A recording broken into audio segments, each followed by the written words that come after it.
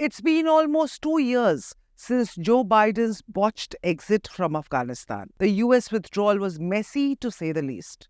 Remember the horrifying video of civilians clinging to US military plane as it lifted off from the Kabul airport, the swift collapse of Afghanistan's government, and of course, the shocking visuals of Taliban parading NATO weapons as the world watched in horror.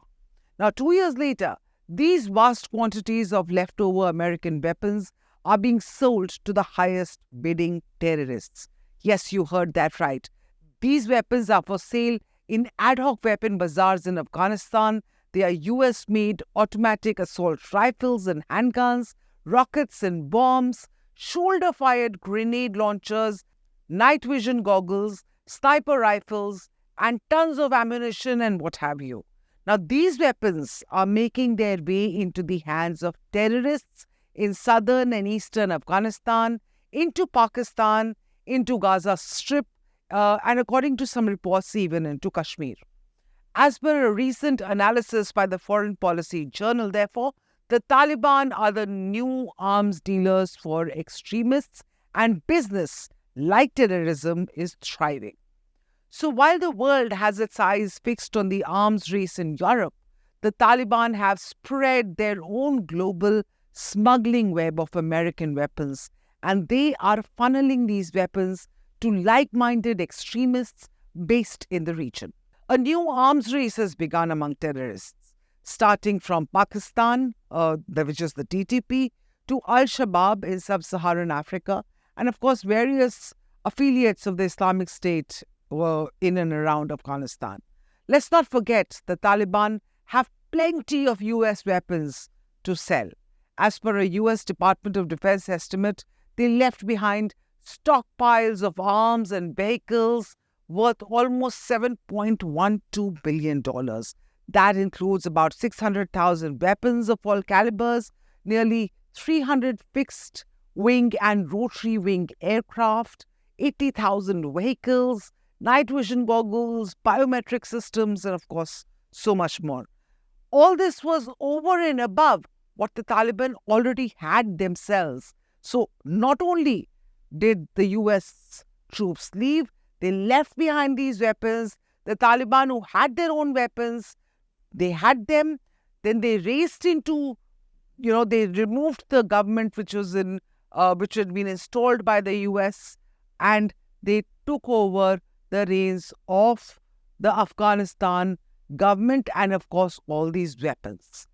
It is no rocket science to deduce how these Taliban-controlled American weapons are now finding their way into terror networks. One, of course, that the Taliban do not need these quantities of weapons anymore. For them, the war is well and truly over. Two, well, the illicit trade is what Taliban have been doing. They funded their entire war with illicit trading of drugs and other contraband. Arms deals are simply another source of income for them, given that they hardly have any other revenue stream. Thirdly, of course, the Taliban have very close ties with terror groups like Al-Qaeda and the Tehreek-e-Taliban Pakistan. Clearly, they are sharing not just their weapons, but also their intelligence, their networks, and everything else.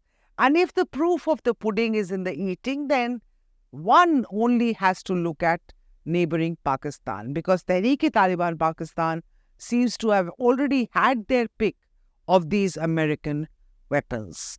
A recent report published by a small arms survey has exposed how TTP has access to US weapons left behind in Afghanistan, thanks to Taliban's commercial and political interests, of course, not to mention the old ties between the armed groups, the fighters, their similar networks, the smuggling networks that they work with. US-manufactured M4 and M16 assault rifles, night vision and thermal sights are in particularly high demand amongst these extremists. And if these weapons are in the hands of Pakistani extremists, it is no surprise that they are turning up in Kashmir also. Over the last several months, American-made weapons have been seized in Kashmir from Jaish-e-Mohammed, even Lashkar-e-Taiba infiltrators. Remember, militants from Jaish-e-Mohammed and Lashkar-e-Taiba, both Pakistan-based terror groups, had been sent to Afghanistan to fight alongside, in fact, even train the Taliban before the US withdrawal. And as these American weapons flow from Afghanistan, extremists in the region are happily trading in their Kalashnikovs for fancy NATO weapons. The situation is a ticking time bomb. US moved into Afghanistan as part of their war against terror. 2 decades later, they left behind an arsenal of American weapons which are falling into the hands of the same extremists.